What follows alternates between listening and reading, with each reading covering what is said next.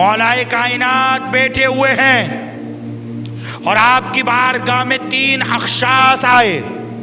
کیسے آئے؟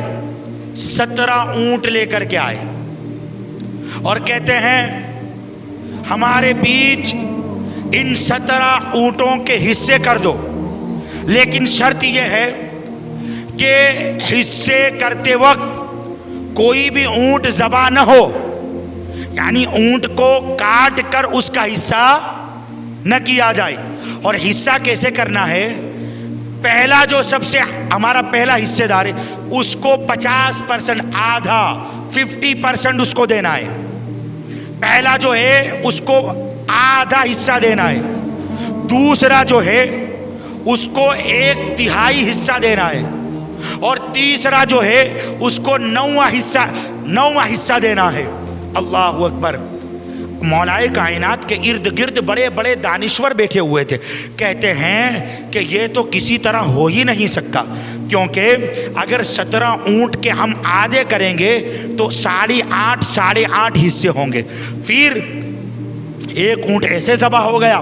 پھر اگر 1/3 حصہ دینے لگیں گے تو 5 اونٹ اور 6ویں اونٹ کو ذبح کرنا پڑے گا، یعنی 1/3 حصے والے کو بھی 6 اونٹ پورے نہیں دیے جا سکتے.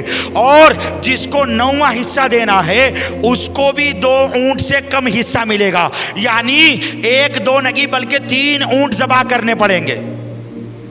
جو دوسرے بیٹھے تھے وہ کیا کہتے ہیں 1-2 نہیں 3 اونٹ ذبح کرنے پڑیں گے. اس کے بعد جا کر یہ حصہ تم جس طرح کہتے ہو تقسیم ہوگا. باقی پورے اونٹ تو کسی طرح تقسیم نہیں ہو سکتے.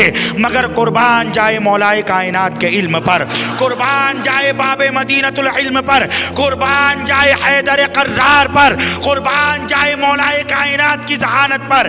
میرے مولا مسکرائے اور سب کے الفاظ کو سن رہے ہیں کہ ہر دانشور یہ کہہ رہا ہے اٹ از ناٹ پاسبل، یہ نہیں ہو سکتا کہ ذبح کیے بغیر اونٹ تقسیم ہی نہیں ہو سکتے. مگر مولا کائنات نے اپنے خادم کو بلایا اور خادم کو بلا کر کہا ان کے 17 اونٹ جو ایک قطار میں کھڑے ہیں آخر میں میرا 1 اونٹ ملا دو. فرمایا آخر میں میرا 1 اونٹ ملا دو. اب 17 تھے، 1 مل گیا، کتنے ہوئے؟ 18 ہوئے. اللہ اکبر. مولا علی نے فرمایا 18 کے آدھے کرو. کہا 9. پہلا حصہ 9 اونٹ دے دیے پہلے والے کو. اب فرمایا کہ 1/3 حصہ، یعنی 1/3 حصہ فرمایا 6 اونٹ بنتے ہیں. 6 اونٹ نکال کر اس کو دے دیا اور فرمایا 9واں حصہ 2 اونٹ بنتے ہیں. 2 اونٹ اس کو دیے اور اپنا 1 اونٹ واپس اپنے ٹھکانے بھجوا دیا.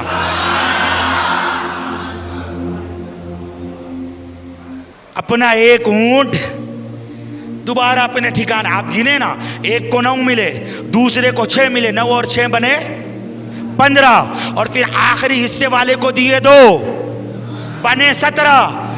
تقسیم 17 ہی کیے اور ایسے کیے جہاں لوگ یہ کہہ رہے تھے کہ یہ ناممکن ہے، لیکن جس ناممکن کو ممکن کر دے وہ بارگاہ مولا کائنات کی بارگاہ ہے، وہ ہستی مولا کائنات کی ہستی ہے. اسی لیے تو دنیا انہیں مشکل کشا کہتی ہے، اسی لیے تو دنیا انہیں حاجت روا کہتی ہے، کیونکہ جو مشکل کسی کی بارگاہ میں حل نہ ہو پھر وہ مشکل مولا کائنات کی بارگاہ سے حل ہو جایا کرتی ہے. وہ مشکل مولا کائنات کی بارگاہ سے حل ہو جایا کرتی ہے. حضرات محترم، میرا موضوع تو ابھی آدھا بھی نہیں ہوا. الحمدللہ یہ اہل بیت کا صدقہ ہے. مولا علی پر جتنی بات کی جائے کم ہے، جتنی بات کی جائے کم ہے. زندگیاں ختم ہو جائے مگر مولا کائنات کی عظمت و شان بیان نہیں ہو سکتی. حضرات محترم، بس آخری بات کروں گا اور گفتگو تمام ہوگی.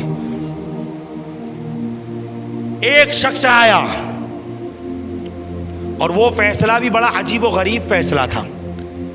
باپ شدت کا بیمار ہو گیا اور اس کے مال میں 10,000 درہم پڑے ہوئے تھے. جب طبیبوں نے جواب دے دیا، جب حکیموں نے انکار کر دیا، کہ اب تو اسی مرض میں ختم ہو جائے گا، تیرا کوئی علاج نہیں، تو ہر باپ یہ سوچتا ہے مرنے سے پہلے میں وصیت کر جاؤں، میں اپنی اولاد کے لیے میرا مال وصیت کر دوں۔ اللہ اکبر! وہ مریض باپ 10,000 درہم اس کے پاس تھے، اس کا بیٹا کسی مصروفیت کی وجہ سے سفر پر تھا، پاس موجود نہ تھا۔ اب اس نے اپنے دوست پر بھروسہ کیا، اعتماد کیا، اور اعتماد کر کے یہ 10,000 درہم اپنے دوست کو دیے اور کہا جب میرا بیٹا سفر سے آ جائے تو جو تیرا جی چاہے اس کو دے دینا۔ اللہ اکبر! باپ کا انتقال ہو گیا، تدفین ہو گئی، جنازے ہو گئے، پھر چند مہینوں کے بعد اس مردہ باپ کا بیٹا آیا، لوگوں نے بتایا تیرے باپ نے اس کے دوست کو مال دیا ہوا ہے۔ یہ گیا اور جا کر کہنے لگا چچا لائیں ہمیں مال واپس کرے جو ہماری وراثت کا ہے، جو ہمارے حق کا ہے۔ اس نے وصیت نامہ نکال کر بیٹے کو دے دیا، بھتیجے کو دے دیا، کہا لے پڑھ لے، تیرے باپ نے وصیت نامے میں یہ لکھا تھا کہ جو میرا جی چاہے وہ دوں گا، تو میں 10,000 میں سے صرف 1,000 درہم تجھے دیتا ہوں، 9,000 میں رکھوں گا۔ اللہ اکبر! وہ بھی بیچارہ بے بس کہ وصیت نامہ کچھ ایسا تھا، وصیت کچھ ایسی تھی، 1,000 اس کے بیٹے کو دیے اور 9,000 رکھ لیے۔ بیٹا بڑا بے چین تھا، آیا مولائے کائنات کی بارگاہ میں، اور میں لفظ بدل دوں، آیا مشکل کشا کی بارگاہ میں۔ جو مشکل کوئی آسان نہ کر سکتا تھا نا، پھر اسے بھی پتا تھا کہ مشکل کشا ایک ہی ہے، مشکل کشا ایک ہی۔ آیا مولا علی کی بارگاہ میں اور کہا حضور میری مصیبت بھی حل فرماؤ نا۔ مولا علی نے اس کے مرحوم باپ کے دوست کو بلوایا، وہ آیا، کہا وصیت نامہ پھر سے پڑھا کہ جو تیرا جی چاہے وہ دے دینا۔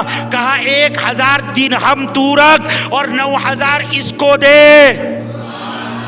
سارے حیران تھے، کہا کیسے؟ کہا تیرا جی 1,000 درہم کو نہیں 9,000 درہم کو چاہتا ہے۔ اب جب تیرے جی نے 9,000 درہم کو چاہا تو وصیت میں یہی لکھا ہے کہ جو تیرا جی چاہے وہ میرے بیٹے کو دینا، تو تیرا جی 9,000 درہم کو چاہتا ہے، چل واپس کر۔ اللہ اکبر! یہ ہے مولا کائنات۔ ہم کیا سمجھیں گے؟ اللہ اکبر! فرماتے ہیں سورہ فاتحہ کی تفسیر لکھوں، ارے 1400 سال میں بڑے مفسر آئے اور لکھتے رہیں گے، اور قیامت تک قرآن کی تفسیر لکھی جاتی رہے گی۔ کسی نے 10 جلد، کسی نے 20 جلد، کسی نے 30 جلد، کسی نے 17 جلد، کسی نے 14 جلد، کسی نے 12 جلد، کسی نے 10 جلد، جس کا جتنا علم تھا لکھا۔ مگر مولا علی فرماتے ہیں اگر میں سورہ فاتحہ کی تفسیر لکھوں تو 70 اونٹ پر کتابیں رکھی جائے تب بھی سورہ فاتحہ کی تفسیر پوری نہیں ہو سکتی۔